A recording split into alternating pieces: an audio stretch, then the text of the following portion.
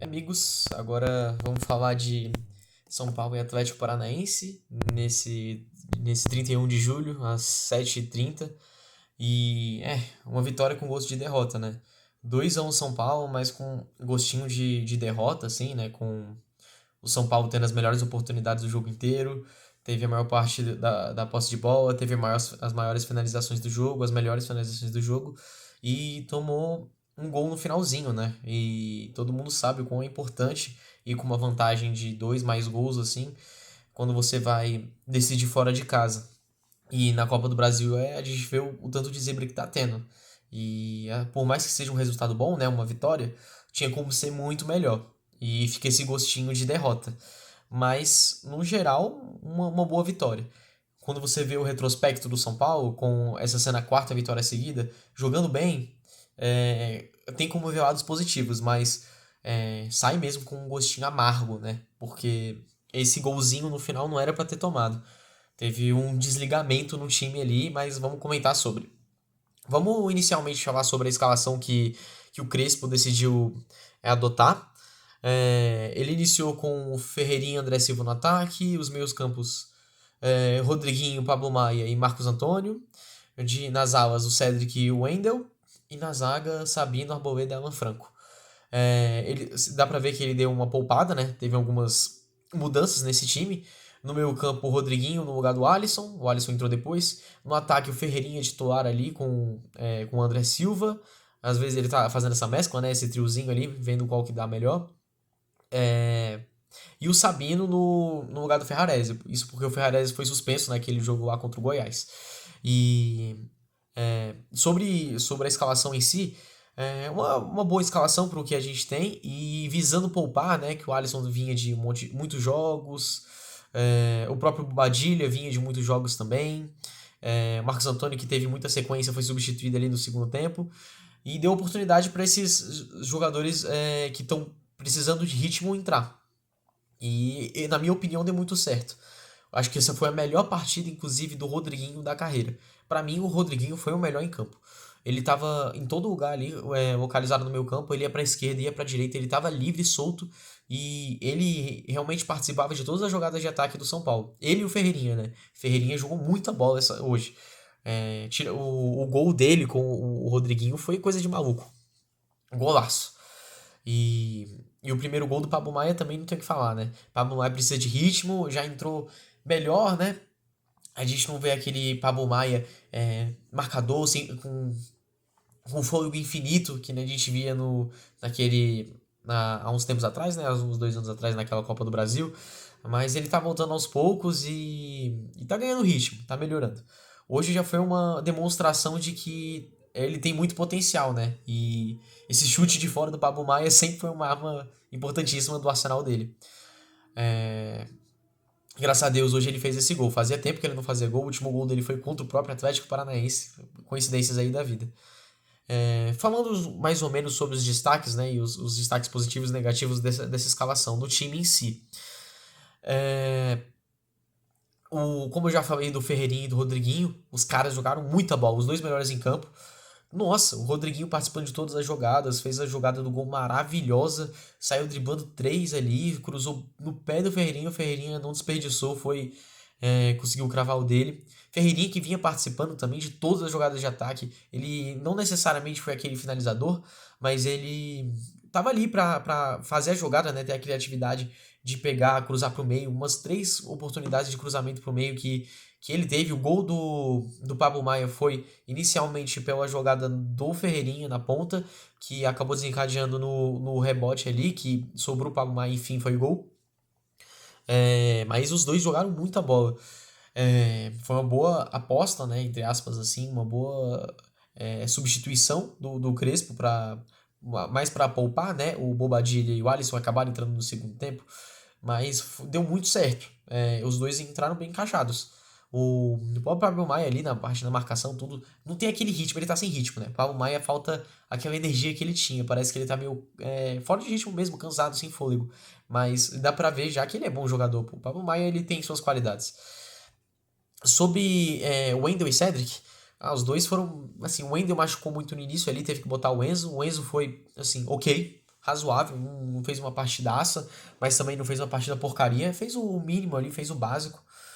Básico pra ok, assim, numa nota 6 mais ou menos, assim, tranquilo. Mas agora o Cedric é aquela coisa, né, limitadíssimo o Cedric. A gente deu aquela iludida, né, com o Cedric, porque a gente fazia muito tempo que a gente não tinha um lateral direito que sabia fazer um passe curto e, e cruzar uma unidade de bola, pelo menos uma certa. O Igor Vinícius nem isso conseguia. Agora o Cedric, ele faz um toque curto, sabe fazer, e acerta uma unidade de cruzamento. Tipo, é um lateral muito limitado, e não tem como ele ser realmente o titular absoluto desse elenco. Mas agora o Mike, que entrou no segundo tempo, jogou o segundo tempo inteiro, agora o Mike ele fez uma boa partida, viu? Partidaça do Mike, eu achei. Participou muito do ataque. Na defesa ele foi bem também, se esforçou muito, dá pra ver muita vontade no Mike. E assim, eu sou suspeito pra falar, eu gosto desse cara muito, eu acompanhei a copinha dele inteira. E esse é muita bola, muito futebol. Você vê quando ele vem cortando pro meio, para dentro, né? Ele tem muita qualidade. Ele na base ele começou jogando como volante e ele tem muita qualidade desse passe dele pra cortar pra dentro e tudo. Ele é muito bom jogador, defensivamente é muito bom jogador. No ataque eu vi ele meio acuado, ainda não tem. Tava um pouco nervoso. Pô, uma das primeiras partidas dele aí, não sei nem se foi estreia, não tenho essa informação.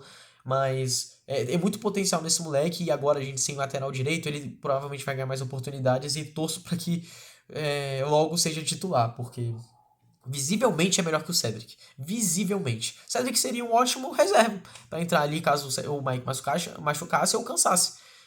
Mas como titular, realmente não tem condição do Cedric continuar. O Mike é absurdo, né? O Mike é muito bom.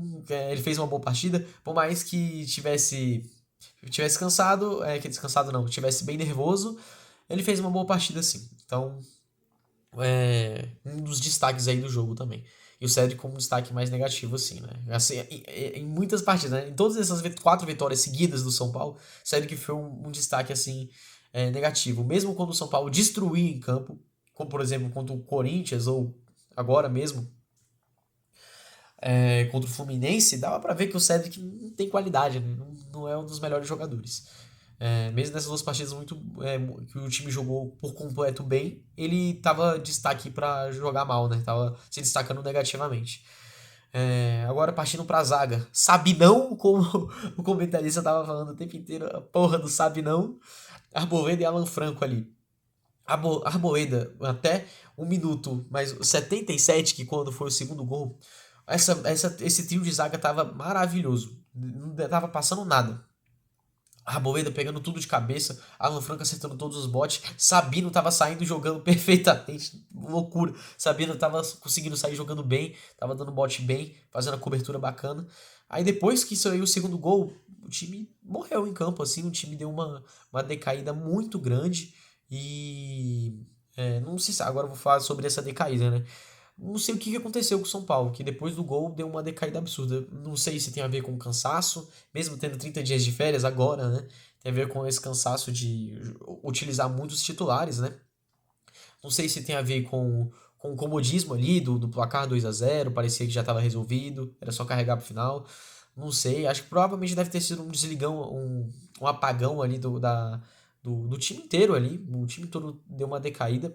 E um lampejo de vontade do Atlético Paranaense também, que não produziu nada o jogo inteiro e fez esse gol no finalzinho, né? No finalzinho ali, os últimos 10 minutos, o Atlético Paranaense começou a produzir bastante. No resto, o São Paulo produziu muito mais e teve chance de fazer gols assim. O André Silva, pô, te falar, né? Muito ruim o André Silva, porque, nossa, a oportunidade que ele teve ali na cara do gol, chutou em cima do Santos e, cara, é foda, viu, ter esse cara como centroavante titular, né? Eu prefiro muito mais o Luciano improvisado ali, mesmo ele não gostando, eu prefiro muito mais ele do que o André Silva, todo desengonçado, não sabe chutar direito. Enfim, esses 3 da zaga aí voltando, né? Os 3 foram bem, mas teve esse lampejo de apagão. Teve esse. Que lampejo de apagão é foda. Teve esse apagão e não tem como defender, né? Por mais que a partida tenha sido boa dos 3, teve esse apagão aí. Do... Agora falar da piada do jogo, né? A piada no elenco do São Paulo, que é o Jandrei. Cara, assim, eu até entendo o Crespo poupar alguns jogadores, poupou o Alisson, poupou o Bobadilha, poupou ali o Luciano até certo ponto. Mas, caralho, poupar o Rafael pra botar o Jandrei é brincadeira, mano. É inviável, não dá, não dá. O Jandrei não é jogador de futebol, como o Barô gosta de falar, né? O Jandrei é péssimo, é muito ruim o Jandrei. É muito ruim, ele já vem demonstrando isso há muito tempo. Muito tempo que o Jandrei demonstra ser horroroso. Cara, no jogo contra. Eu me lembro aqui, contra a Inter de Limeira aqui, velho. O cara não conseguia jogar, mano contra o Velo Clube no Paulista de agora. O Velo Clube, cara, não conseguia, tomava gol assim, chutava no gol, era gol. Ele faz firula, ele pula muito ali, mas pô, é goleiro parece de circo assim, o cara não consegue, não agarra, não agarra, parece que é o bracinho curto ali, ou pulo de, sei lá, coelho, ele pula e carra rapidinho, pula de sapo, tá voando igual sapo, Jandrei, tá voando igual sapo, puta que pariu, viu? Não dá pra ter esse cara no elenco não, mano. Se for pra botar alguém de goleiro na reserva, um goleiro entrar como titular no lugar do Rafael, que seja o Yang, que seja o João Pedro da base, porque não tem condição do Jandré entrar. Como o Barão gosta de falar também, isso é tudo culpa da diretoria de renovar o contrato desse cara, de contratar esse cara, de ser o goleiro reserva que mais recebe no Brasileirão, né? É incrível, incrível a incapacidade da diretoria de fazer contratações e ter um goleiro reserva tão bagre, tão ruim tecnicamente quanto esse cara. Nem sair jogando o cara consegue. Ele foi dar. Ele pediu pro pessoal ir pra frente, né? Em vez de sair jogando tranquilo ali na base defensiva. E deu um chutão pra frente. O chutão dele não subiu. O chutão dele parou antes da linha de meio de campo. Como que. Caralho. Parou quase ali na linha da zaga, praticamente. Meu Deus, não subiu. O cara não consegue fazer um tiro de meta. Ele é incapaz. O cara é ruim mesmo. Não tem como. Agora falar sobre. Já falei sobre o apagão no segundo tempo. Não no segundo tempo, né? Foi um apagão no final do segundo tempo. O São Paulo jogou, inclusive, eu acho que foi a melhor parte do São Paulo. Foi até os 70 minutos ali, 77 minutos do segundo tempo. Produziu muito, principalmente no lado direito ali, com o Mike, Rodriguinho e o Ferreirinha voltando ali também. O Luciano ali também. Os quatro ali tava tendo uma sinergia muito bacana e funcionou legal. Funcionou legal.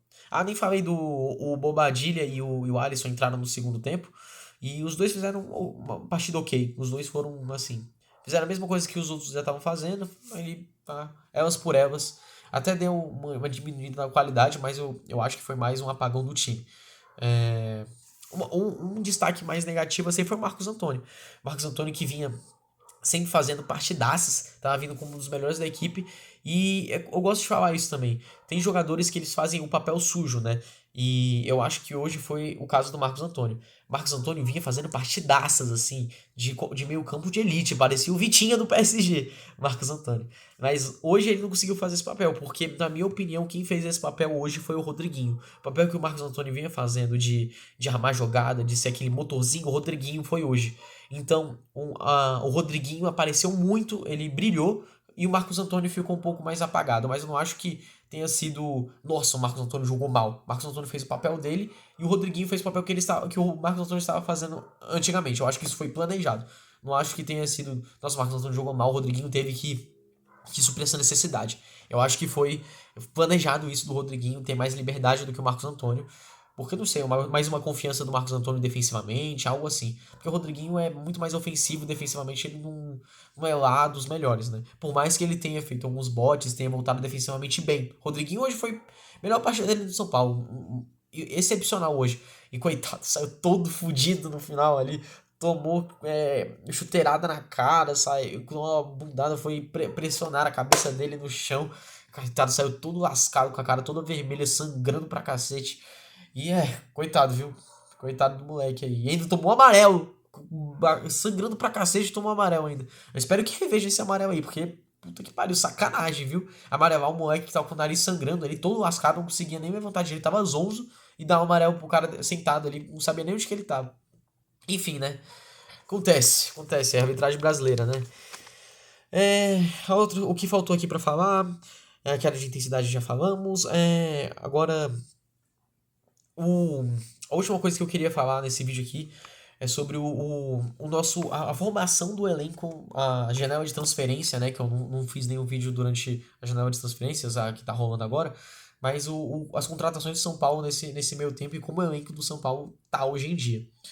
O Dineno e o Tapia foram contratados para suprir essa necessidade de atacante reserva, centroavante, né? Aí beleza, contratou o Dineno com o. Ainda com o Zubeldia, né? Que o Zubeldia, ainda bem que foi embora. Aqui, ó, eu estou declarando. Eu falei besteira, eu apoiei o Zubeldia. Achei que o Zubeldia estava fazendo um trabalho que o máximo que ele conseguia, o máximo que dava pra tirar desse elenco era o que o Zubeldia estava fazendo. E não, o elenco era bem melhor do que, do que eu imaginava, pelo menos.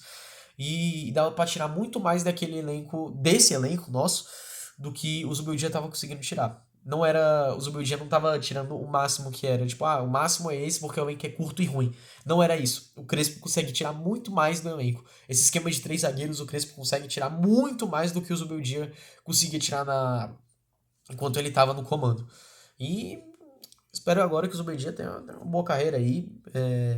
Não acho ele péssimo. Acho que ele tem muito a evoluir ainda, por mais que seja um treinador rodado já. Mas assim, acho que. É, não, em outras situações, provavelmente ele vai ser um bom técnico, mas no São Paulo não funcionou, bola pra frente, o Crespão da Massa chegou e tá botando pra fuder. O Crespão da Massa aí encaixou o time, conseguiu encaixar realmente. Esse esquema de 3 zagueiros com os 2 jogadores ali na ala, tá dando muito certo. Os 3 meio-campo ali também estão se dando muito bem, todos que estão entrando estão se dando muito bem. Só ali no ataque que esse André Silva não tá batendo, né? Aí entra o Tapia, dá uns tapas na bola também. Ali, não fiquei muito empolgado com esse Tapia, por mais do gol dele ali contra o Fluminense. Mas vamos voltar que ele perdeu o gol ali feito contra, acho que foi contra o Corinthians, né? Decidiu não fazer ali, decidiu não tocar e tentar no gol e isolou a porra da bola. Enfim, voltando pro que interessa, né? O foco que a gente tava falando. Contratou o Dineno e o Tapia para a mesma função. Agora o Dineno vai ficar recebendo ali sem jogar, porque aparentemente o Crespo quer utilizar mais o Tapia, que foi a contratação dele. E o Dineno fica ali escanteado. Aí daqui a pouco volta o Caleri e fica 4 centroavantes, né? Pelo menos o Tapia é só de empréstimo e caso ele funcione, vai ser contratado em definitivo, ainda vai ter o André Silva e o Dineno aí, porque o Dineno foi em definitivo, né? Rescindiram o contrato com o Cruzeiro e foi em definitivo. Agora, ver como é que vão lidar com essa gestão de elenco, né? Tá sobrando um atacante aí, espero que seja utilizado. Eu queria ver mais desse Dineno, por mais que seja um moleque assim, moleque não, né? Um rapaz já, um homem adulto, que se lesione bastante. Eu vi muito cruzeirense falando bem dele, eu queria ver mais dele em campo, queria ver como é que ele poderia desempenhar. É mais no momento que eles estão preferindo usar o próprio Tapia. Aí daqui a pouco vai voltar o Rian Francisco ainda, e vai ser de 5 atacantes que a gente vai ter no elenco, e um total de 2 laterais direitos. 2 laterais direitos para o elenco inteiro, sendo que um é da base. Então, né, e no momento a gente tá sem zagueiro reserva, né? A gente tem um zagueiro reserva que é o Sabino, e se alguém machucar, se alguém ficar suspenso, ele vai ser o titular e acabou. Não tem mais ninguém no elenco ali para entrar como zagueiro. Simples assim. Nossa, tá dando umas travadas aí, mas acontece. Voltou. O pessoal tava falando do Henrique, o Henrique que tava na base, que é o zagueiro que tava no Juventude e voltou agora, mas o bicho não quer usar, né? Não quer usar, o Crespo não quer usar ele, não tem eles nos planos. E só tem o Sabino de reserva, se o Ferrares jogar como titular, né? Mas agora o Ferrares, por exemplo, suspenso, não tinha zagueiro reserva. Não tinha zagueiro reserva. Provavelmente ele vai ter que improvisar alguém ali, que seja o Luan, sei lá, que seja o próprio, sei lá, qualquer coisa ali vai ter que improvisar. O próprio Cedric ali, próprio Enzo Dias ali, que tem boas características defensivas, né? Vai ter que improvisar, porque não tem zagueiro. Agora daqui a pouco vai ter 5 atacantes, 2 laterais direitos, sendo uma porcaria do Cedric e o outro da base. E um zagueiro reserva, uma unidade de zagueiro reservas para um esquema de 3 zagueiros. Então tem 3 zagueiros e apenas um reserva. Meu Deus, né, velho? Esse elenco aí tá realmente complicado. Que nem essa câmera travando pra cacete aí. Sacanagem. Mas enfim, foi isso o vídeo, então. A gente falou sobre a situação atual do São Paulo e sobre as minhas impressões do jogo, né? O Atlético Paranaense, falando um pouco sobre o Atlético Paranaense, ele deu algumas ofensivas, ele conseguiu fazer uma pressãozinha ali no final do segundo tempo e apenas, né? O Patricão, né? Patricaço ali, Patrick Melancia, enorme, Patrick gigantesco. E pior que esse cara foi o destaque do jogo, né? Engraçado. Patrick aqui no São Paulo também tava gordão. Então é isso aí, galera. Deixa o like aí e se inscreve. Tamo junto.